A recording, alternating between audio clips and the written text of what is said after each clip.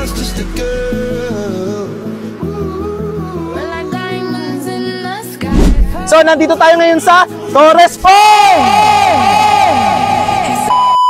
Yo, what's up guys? This is Zerap. So, ayun na nga at naimbitahan tayo ng Torres Farm Resort dito sa Naik, Cavite para masaksihan ang ground road to December nila. At pagdating nga namin dito ni Arthur ay dumiretso na agad kami sa vloggers registration. At pagkatapos nga namin i-check yung pangalan namin ni Arthur ay pumasok na agad kami. Hindi na kami nagsayang ng oras guys kasi alam namin na pagpasok namin dito, iba't ibang bansa makikita natin. Kaya hindi natin alam kung anong oras tayo makakalabas dito. Tutusin lang. Boy! Dito nga guys, kung napapansin nyo, inabot na tayo ng gabi.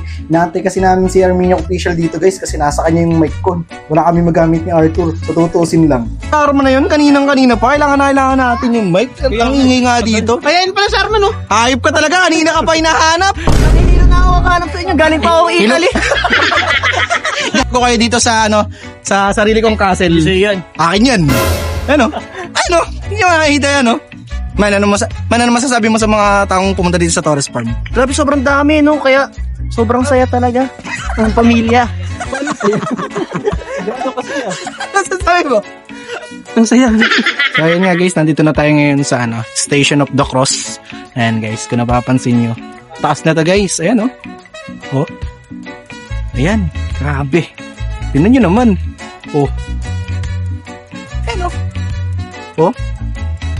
Ayan o, kung gaano kaganda ang Torres Farm. Ayan.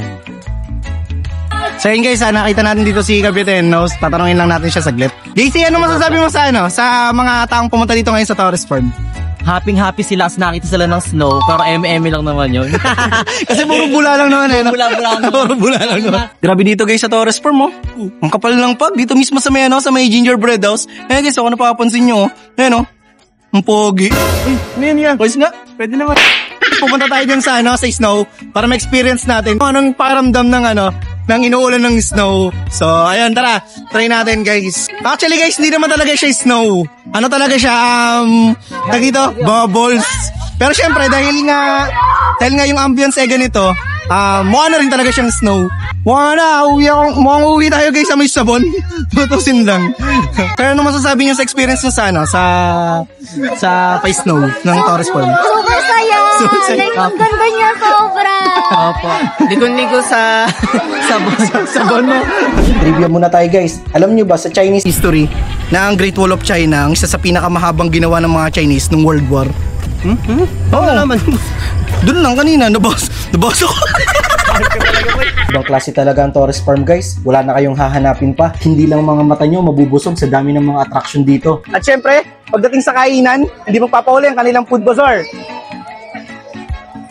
Guys, anong masasabi nyo sa handmade na gawa ng mga tao na rice terraces, Philippine rice terraces? Kaya ano pang hinihintay nyo? Isama mo na ang best friend mo, girlfriend mo, boyfriend mo, asawa mo, o kahit yung kapitbahay mo chismosa. Bahala ka na kung sino yung gusto mong isama mo, boy. O ilalagay ko na lang sa comment section lahat ng details nila. Kaya ano pang hinihintay nyo? Tara, sugod na!